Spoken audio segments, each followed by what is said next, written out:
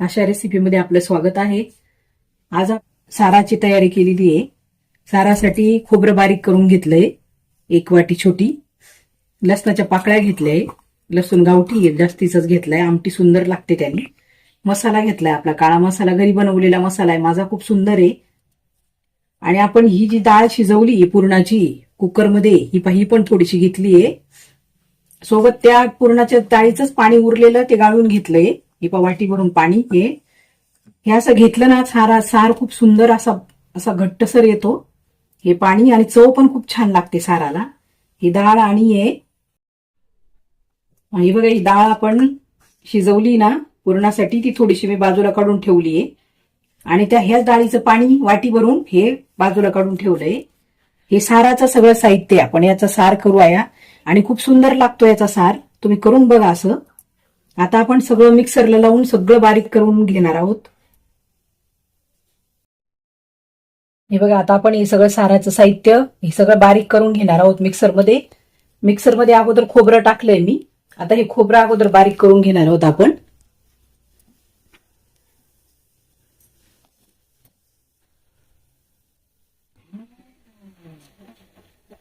2-3 पानं घेतले, त्याच्यामध्ये 2 कढीपत्ताही 2-3 पानं जर टाकले तर खूप सुंदर आमटी लागते। आता तेही आपण असं बारीक करून घेणार आहोत। थोडंसं पाणी टाकते मी।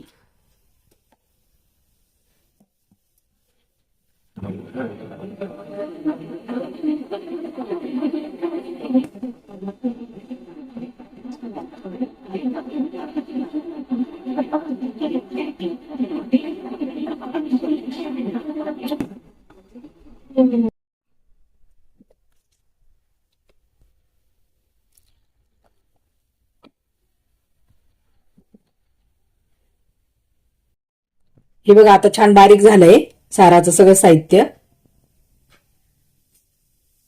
हे बघा, हे जे पाणी आहे आपण ह्या आमटीमध्ये ओतायचंय, याच्यात टाकणार नाही आपण। ही डाळ जी आहे ही नंतर वाटणार आहोत आपण।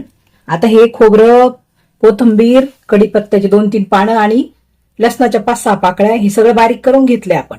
आता हे तेलामध्ये हे सगळं टाकून घ्यायचं अगोदर, त्याच्यानंतर ही डाळ बारीक करणार आहोत आपण, याच्यात नाही टाकायची डाळ। हे आता बारीक झालंय, आता आपण याला फोडणी देऊन घेऊ अगोदर। हे बघा, आता आपण सारासाठी कढई ठेवलीये। आता आपण 2 चमचे तेल टाकून घेऊया।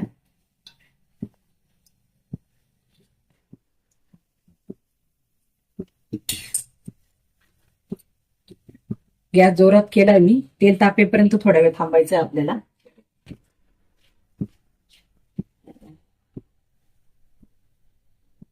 तेल तापलं की मग आता हा मसाला आपण तेलामध्ये टाकणार आहोत।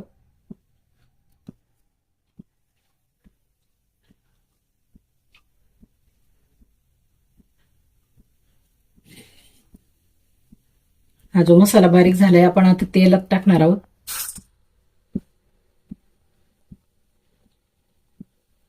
गॅस बारीक केला मी पुन्हा, कारण ते अंगावर उडतं मग।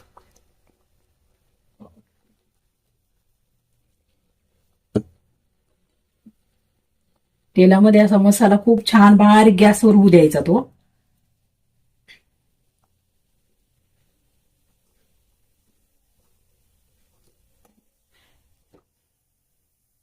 तर तेलामध्ये असा मसाला होऊ द्यायचा, 1-5 मिनिट तरी होऊ द्यायचा चांगला तेलात। गॅस एकदम बारीक ठेवायचा।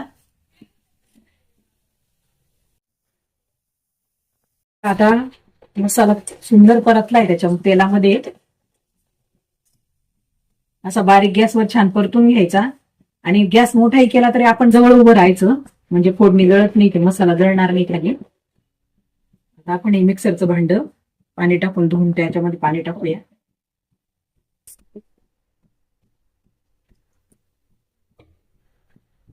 असा मसाला परतवला ना, सुंदर सुगंध सुटतो।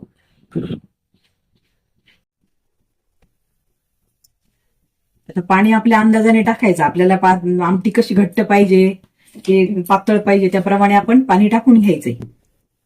आता ही जी डाळीचं पाणी होतं, आपण पुरण बारीक केलं त्या डाळीचं पाणी मी थोडं जास्त टाकलेलं होतं पाणी, तर हे पाणी आमटीमध्ये आता ओतून घेणार आहोत आपण। हे पासं ओतायचं।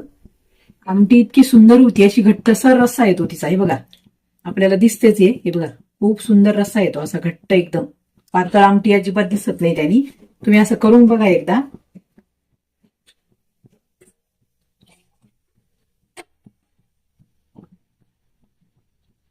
आता आपण शेवटी मीठ टाकून घेणार आहोत.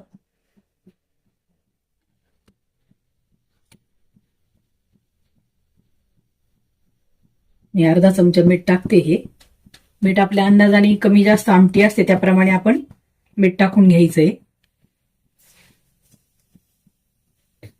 तर आमटीला छान उकळू द्यायचं. गॅस बारीक करायचा. आमटी उकळली का खूप सुंदर लागते. सोबत भजी काढली, भात आहे, आपली आमटी आहे आणि आंब्याचा रस आहे, पापड आहे, कुरडई आहे आणि लिंबू कापून घेतले त्याच्यासोबत. खूप सुंदर लागते आमटी, आंब्याचा रस आणि पुरणपोळी खूप सुंदर लागते. असं सगळं करून बघा तुम्ही.